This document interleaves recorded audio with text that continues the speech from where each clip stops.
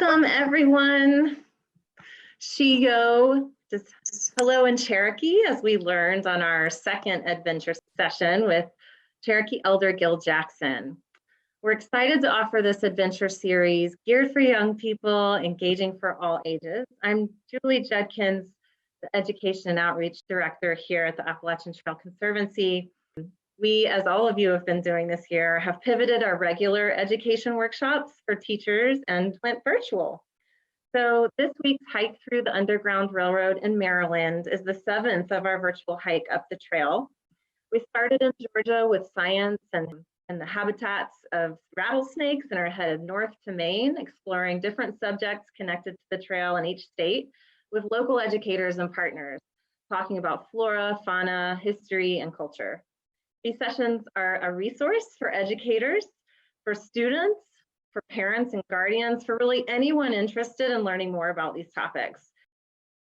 So many of you know about the Appalachian Trail, that it's a unit of our national park system and a hiking trail that goes through 14 states from Georgia to Maine, built by volunteers, is taken care of by over 6,000 volunteers still today.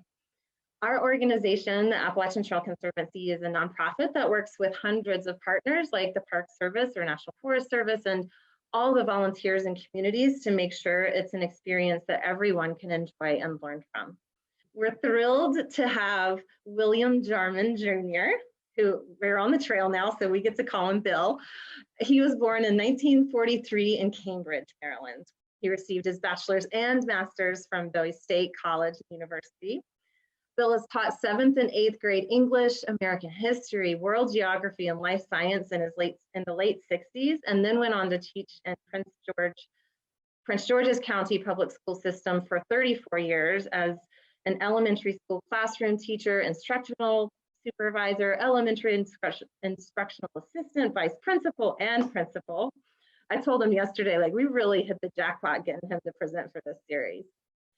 And then from 2008 to 2014, he was an instructor at Sojourner Douglas College and Cambridge campus, teaching United States government, African American history, and courses related to African American lifestyle and dual society. Bill provides bus and walking tours in Cambridge, celebrating historical African American sites and individuals who helped shape the history and culture of Dorchester County and the Eastern Shore. He says that sharing the history of Maryland, the county, Cambridge, Maryland, and Harriet Tubman by far has been the most important role in his life. Working with the Park Service, Maryland Tourism Department, and on planning phases, Harriet Tubman venues, including the Harriet Tubman Underground Byway, the Historical National Monument, the Historical National State Park Visitor Center, and the Harriet Tubman organization. He's an active member of multiple community associations and committees related to preservation, restoration, and the history of culture. And presently, he's the VP of Harriet Tubman Organization, manager of daily operations at Harriet Tubman Museum and education centers, and provides walking and bus tours along the Harriet Tubman Underground Railroad Byway. So welcome to Bill. And our second presenter, Brittany Leavitt, describes herself as a transracial adoptee and has always connected to the outdoors, from spending time in the country mountains in upstate New York to the ocean side of Massachusetts, to city life of Washington, D.C. The last 6 years, Brittany's passion has led to her teaching others how to enjoy the great outdoors while focusing on clearing pathways for BIPOC, or Black, Indigenous, and people of color communities. Working with organizations such as Outdoor Afro, Brown Girls Climb, Appalachian Trail Conservancy as on our Next Generation Advisory Council, and advisor continuously, and REI. In 2018, she was recognized as Blue Ridge Mountain Magazine 30 Under 30 and American Alpine Club DC as one to watch. She's tried to ensure that all voices are heard accurately and represented. And a few other noted accomplishments have been joining the Outdoor Afro expedition team to Kilimanjaro, becoming the first African-American team to climb the mountain in 2018. Another noted accomplishment is spending 3 years to create BIPOC Climbing Festival, Color the Crag, with Brown Girls Climb and Brothers of Climbing. And I'll just say that it has been such a joy to call her a friend. I really encourage everyone to listen to the Where We Walk podcast series that just was launched this week, another initiative of ATC and with She Explores, and listen to her story about volunteering. It's really an inspiration.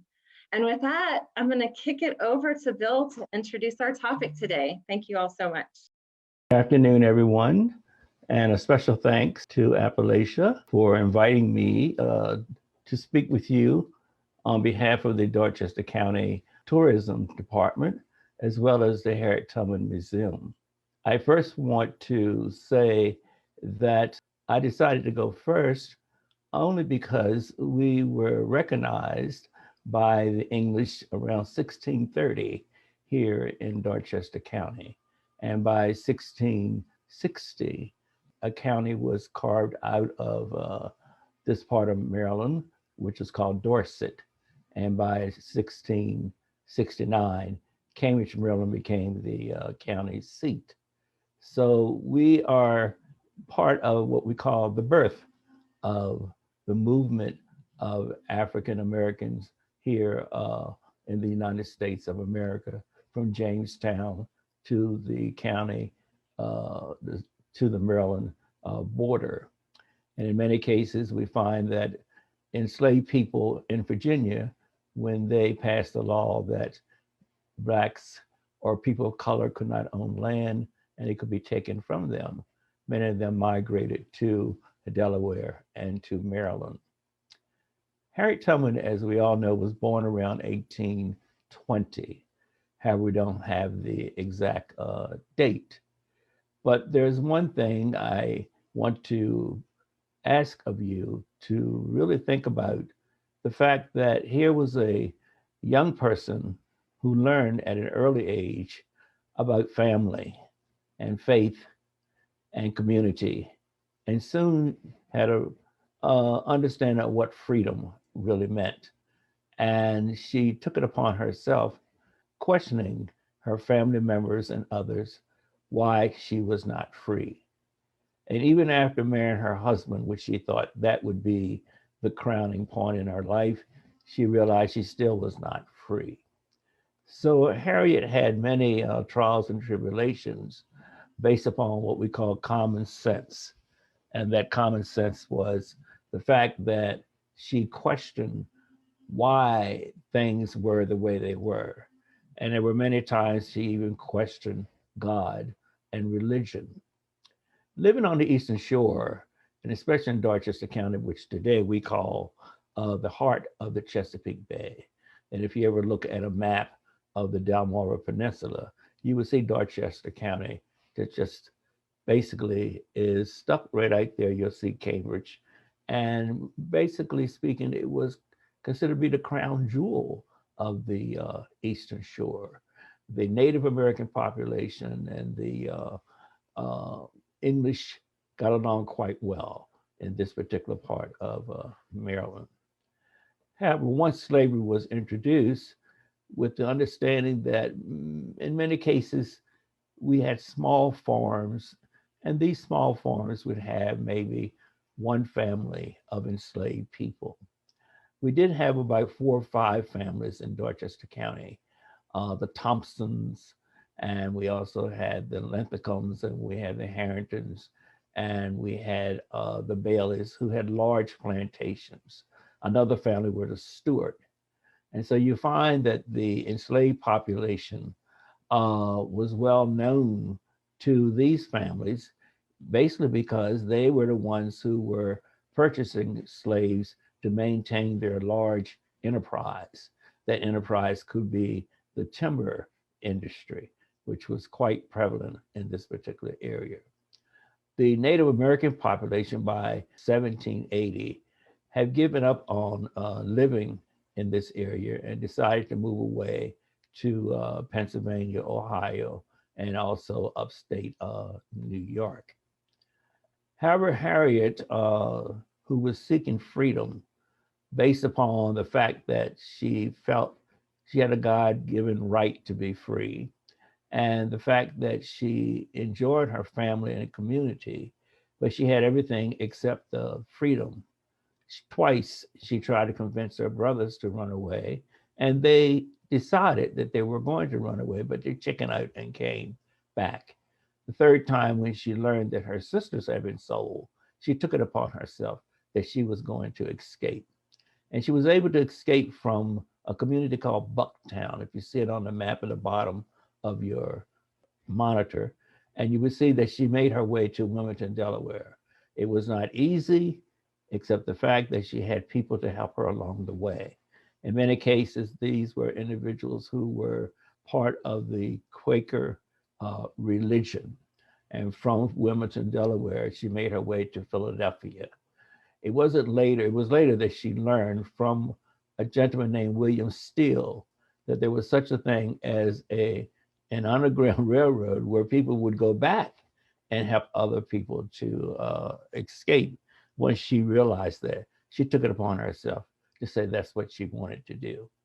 So we've learned over the years that Harriet Tubman became famous because she did something that very few other people would do. She made at least 11 trips back to Dorchester County, which is called the Bucktown area or the Madison area where she was born, and in many disguises to help members of the Ross family to escape. And if you read the book Bound for the Promised Land by Kate Clifford Larson, she does an excellent job and spent many, many years here putting together the story of Araminta, Minty, Green, Ross, Tubman, Davis. And I put all those surnames in there to let you know that her grandmother, who was sold here in Dorchester County on the Choptank River, her grandmother, and her grandmother was enslaved by a family called the Pattersons.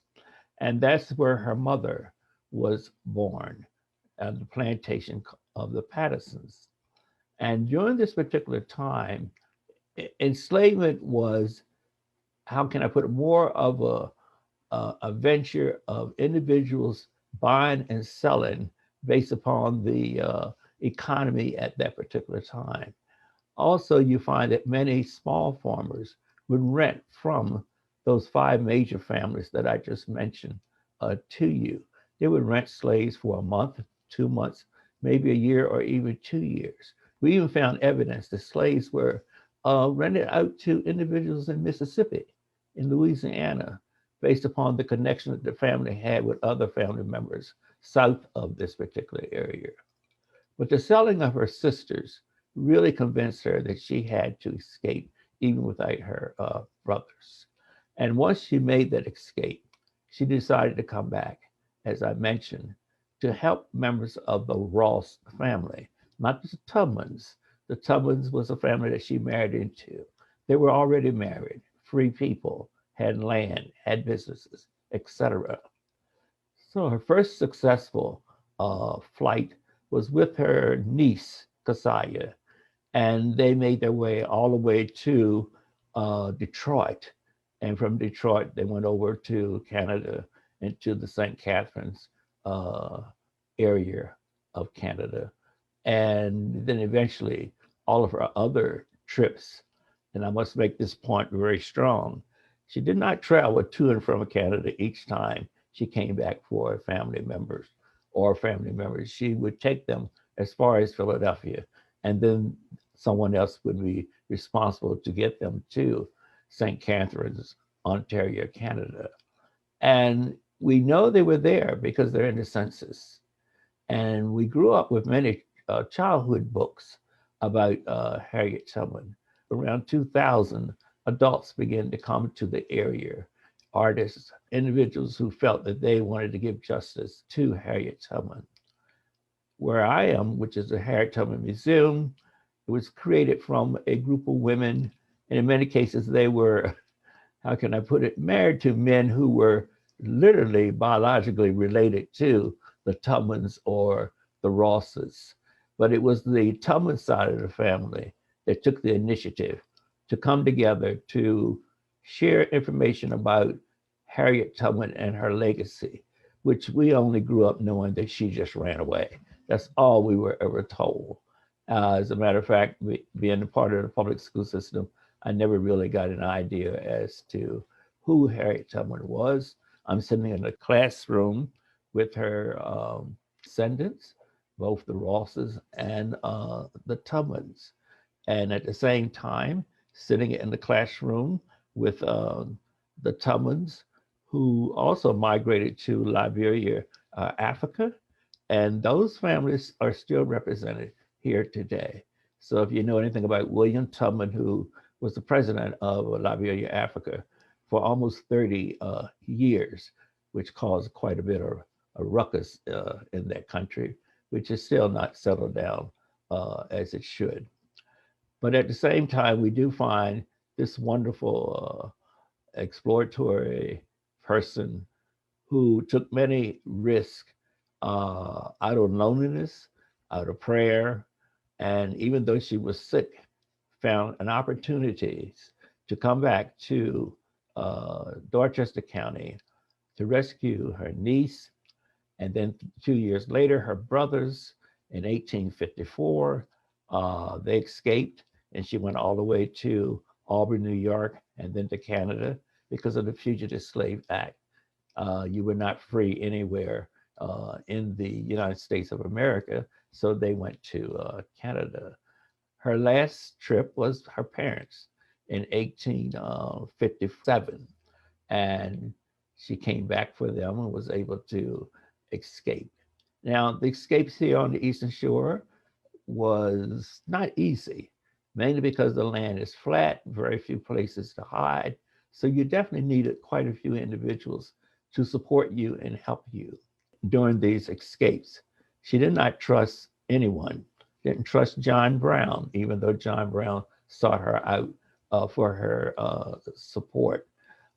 She did not trust family members during this particular time. Now, it was an energy of individuals here in Dorchester County, those ladies who started the organization in 1970. And then we had individuals one man who was teaching children, and as he was telling them about Harriet Tubman, they questioned how could a woman of her size do the things that they claimed that she had done. And so therefore he sent them on an adventure to find out as much information based upon his leadership. And eventually he quit teaching and gave all of his time to the history of the land, the history of the waterways, and anything that he found that was, how can I say it, related to, as we said, coming to the tables, the activities between whites and blacks here in Dorchester County. So if there's anything that I can share with you today, it would be think of her as freedom, which is the last of the four items that was important to her, but family, faith, community, and then freedom. And the community was where she felt she could be free. So she never returned to Dorchester County, even when she was invited to do so. She spent her 2/3 of her life in Auburn, New York. We know now that she was born in Dorchester County, Maryland. She was a liberator. She was a spy. She was a nurse. She was a war hero, a suffragist, and a freedom fighter. And if she was here today, I might say that she could be all those things here today in the United States of America. So here we think about a woman who in 1840s and the 50s and the 60s, who deceased in 1910, but was able to accomplish a lot. And 100 years later, we have a woman who did the same thing again here, named Gloria Richardson, during our civil rights movement. And here we are in 2020, and there are individual women here in Cambridge, Maryland, who will continue the same fight that Harriet Tubman started 200 years ago. I hope that you have some interesting questions. I will leave this question with you. Why her? Why is she, let's say, well known as a individual who was willing to, I better not tell you the answer, as the discoverer of the Underground Railroad. Most people believe that. Most people come here thinking they're going to go underground and find this railroad track that really takes people from one place to another. You dig down here 1 foot, you're in water, and you will stay in the water for quite a while. Again, we are an area made up of swamps, marshes. We're a population of 30,000. We're the 4th largest county in the state of Maryland. We're known for our blue crab. We call it the land of pleasant living. There are places in New Hampshire where slaves were supposedly housed as they sought freedom. Did the Underground Railroad extend beyond the journey of Harriet Tubman? Yes, you have to remember Harriet, once she decided to join the movement, her objective was to come back to Dorchester County and rescue members of her immediate family. She wanted to rescue her brothers, their wives, and their children. But along the way, because she was a member of the Underground Railroad, if there were other individuals that could latch onto whatever group she had, that's how she got the number 300. Really, it was 70 from Dorchester County, but others along that route would be given to Harriet Tubman. Now, would they go up through the New England area? Yes, but I have no proof that she did that. You could probably check the Bound for the Promised Land, which is all about Harriet Green Ross. And she's done an excellent job of talking about that family and how they existed here on the Eastern Shore. But the Underground Railroad did extend all the way north. And during the Fugitive Slave Act, once the what we call individuals who would capture slaves or capture anyone of color and bring them back south, unbeknownst to anyone else, they could be sold even further south. So runaway slaves found it more comfortable to go as far north as possible. There were 3 known sites in Canada where African-American runaways started to, like I say, start communities or Black communities. St. Catharines, Ontario just had to be one of the main ones. And when the Tubman brothers, after the Civil War, they came back and to America and settled in Auburn, New York. The first family that she helped to escape, which would be Keziah Boley and her husband, who was a free man, he brought his family back to Dorchester County and continued being what we call an outstanding citizen and was an educator in the Dorchester County public school system. Another question from Jane is, did she ever find her sisters? No, her last trip back in 1860, she came back for her sister, youngest sister, but she was unable to ever to get her to leave, and because she was separated from her husband and her children. And when she came back in 1860, the sister had passed away. She was not successful in helping her sister's 2 kids nor her husband to escape. Thank you so much. That was amazing. And we'll get started with Brittany's journey.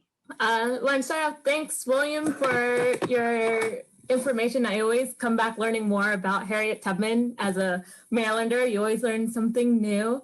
Hey everyone, my name's Brittany. Today, what I am going to focus a little bit on is how to connect our storytelling to using the trail. So something as Julie mentioned before, that the Appalachian Trail runs through 14 states. But in Maryland, we have a nice chunk, a little small chunk of the trail that runs through, about 41 miles of it. And back in 2016, with a group of Outdoor Afro leaders, we came together and we did a full section hike of this area. We started from what's called Penmar in Maryland, which is like right at the Mason-Dixon line, and we hiked actually down to Harpers Ferry. And then we was on the trail for about 4 days. And so kind of wondering why we were on the trail, we wanted not only to get connected to our own history in the mountains and the woods, because recognizing that, as we've heard, like Harriet Tubman used these spaces, not only on the Eastern Shore, but she also used the Appalachian Mountains to guide our folks to find safety and freedom. And so we really wanted to find that connection, learn more about history, but then also for ourselves who are interested in getting to learn more about getting into the outdoors and getting into backpacking and finding our groove. And so doing that in a way where we're in community, which I really like that William mentioned, like the 4 big points for Harriet Tubman's: family, faith, community, and freedom. And then also we learned a lot about just understanding gear, because we're in the times where we're able to have boots and backpacks and jet boils and all these fancy things, where long time ago, you went with whatever was on your back. You may went with shoes. You may have not gone through these mountains with your shoes. And so really recognizing the growth and kind of the privilege that we were able to navigate these spaces during those times. And so just a little bit about the organization. I'll talk a little bit more about it too at the end. Just kind of our mission is for Outdoor Afro is to just celebrate and inspire Black people, leadership and connection in the outdoors. So kind of I reiterated about really getting connected with our history, because we've always been out here and we've been out into nature, whether it is backpacking, but from gardeners to musicians to artists, we've always had that deep connection to the outdoors. And then this is from a small portion of a children's book that's really great. It's called Moses, When Harriet Tubman Led Her People to Freedom by Carol Boston. And then this kind of small tidbit from it, formerly learned the history, formerly enslaved Americans of African descent crossed the Potomac River, trekked through the Appalachian Mountains, and made their way to freedom. So not only did we go through waterways, we also navigated through mountain ways. So a little bit about the team that was part of this back in 2016. We had about 6 leaders from across the country, from states from Illinois to California to New York, Maryland, and North Carolina. And just naming those states alone, there's various and different terrains and elevations. So recognizing that when getting a group together and creating that support, we worked together for trainings. We worked on learning how to use our gear, and also to make sure that we found joy with our community out in nature. And this location here is on a overlook called Annapolis Rocks, which is in Maryland. Really great space to go hiking for a nice day hike too. So finding your training groove. So this is kind of the map area, a bird's eye view of where we started, and also kind of where one of the bigger overlooks called Weaverton Cliffs is. And on the right-hand side, a little circle, you can see where Harpers Ferry would be on the map. And so, as I kind of talked about, we talked a lot about how we can prepare ourselves, not only physically, but mentally for this trail, but then also how can we carry our joy along the way. And so learning that not only did we have tents, but we also learned a lot about, for folks who aren't familiar with the Appalachian Trail, along the way, there are places where you can stay called shelters. So we discussed about how there, when we count out our miles, we wanted to make sure that we counted them out enough that we could find a space for a shelter or a place to set up our campsites for that day. So on the trail, so as I kind of said before, we spent about 4 days on the trails. So we started out doing an average of 10 miles, and about each day we would hit a spot where we called an overlook or a vista, where it was a nice, beautiful clearing. But we also got to do a little bit of river crossing. We walked through fields, and then the photo on the right is one of our more well-known photos of the AT. It's the I-70 bridge that you get to cross over when you're into Maryland, heading towards or Washington Monument in the Maryland states. And also we kind of talked a little bit about preparing for weather-wise, because on this trip, we experienced everything from cold nights to rainy days / rainy nights to warm days. And then this is us ending in Harpers Ferry with smiles and learning the ups and downs of hiking, especially when you're hiking for your first time, you learn that you have to find your groove, and finding your groove may take 2 days, maybe take 3 days, maybe take you to the last day. And so the biggest point of being part of a community and camaraderie is making sure that we supported each other all the way, and also recognizing too that our team was very intergenerational. So we wanted to showcase that anyone could take on this trail in your 20s, 30s, 40s, 50s, 60s, 70s, beyond, and even if you're 10 or with your family, you can take on this trail as well. Again, as about our team, we were 7 members from around the country.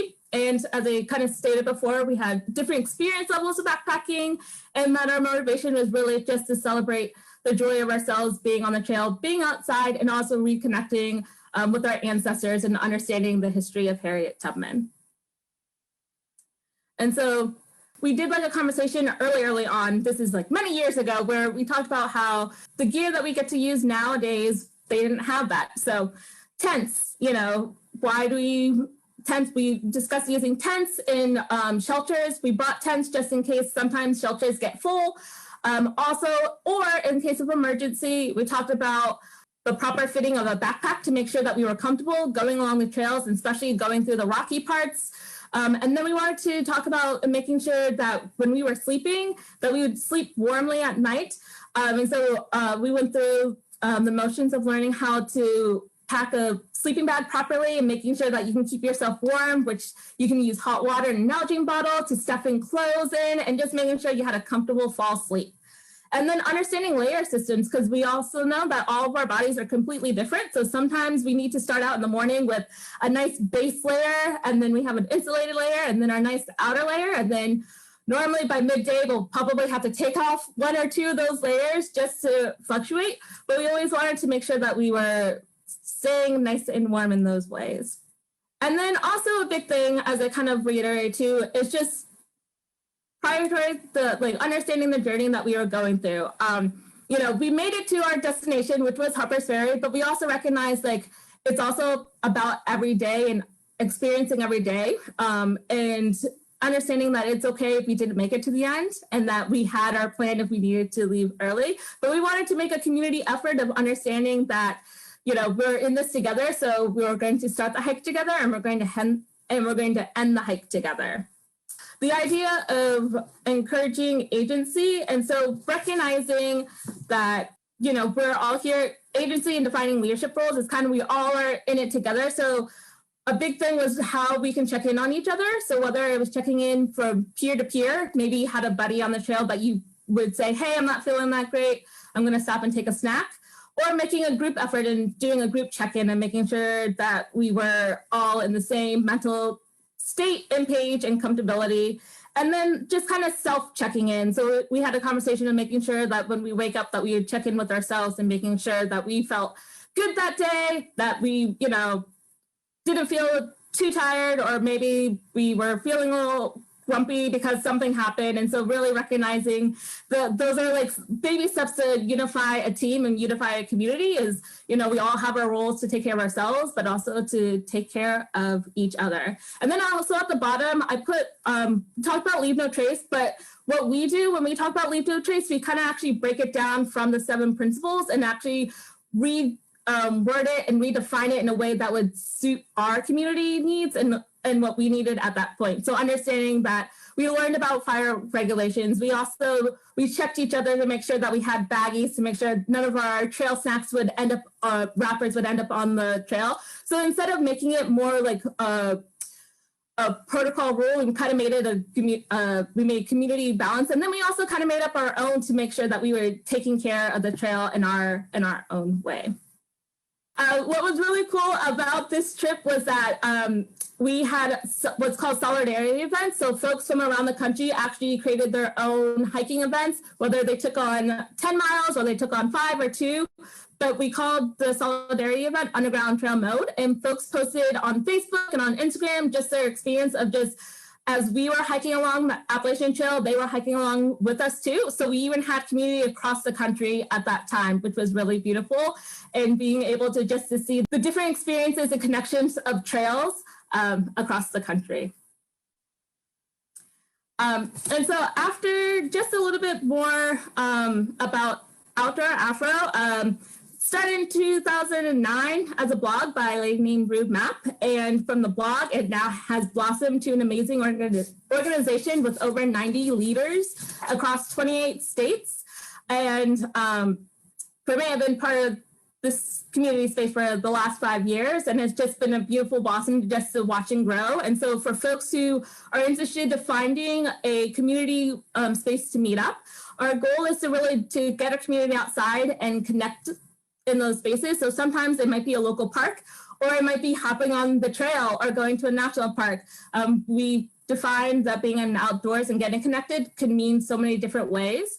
And so if you are interested in wanting to join meetup groups, definitely check out Meetup, and also check out the website too. And you can click on each state and you can check out where each network is located. Right now, DC has we have 7 leaders that run over, and we do a lot of events from the DC area. Also on the Eastern Shore area, we actually have done a few camping trips at the Harriet Tubman Visitor Center, which has been really cool, doing history walks. So you can check out more information there. And as always, we're always looking for new leaders. So if you want to, we have a spot on the website where you can fill out an application. We normally start doing a rollout soon. So you can be on the lookout for that as well. Thank you so much for sharing these stories with us and this presentation and this time. I really, really appreciate you all sharing Harriet Tubman's legacy with us. My pleasure. Take care. Thank Thank you.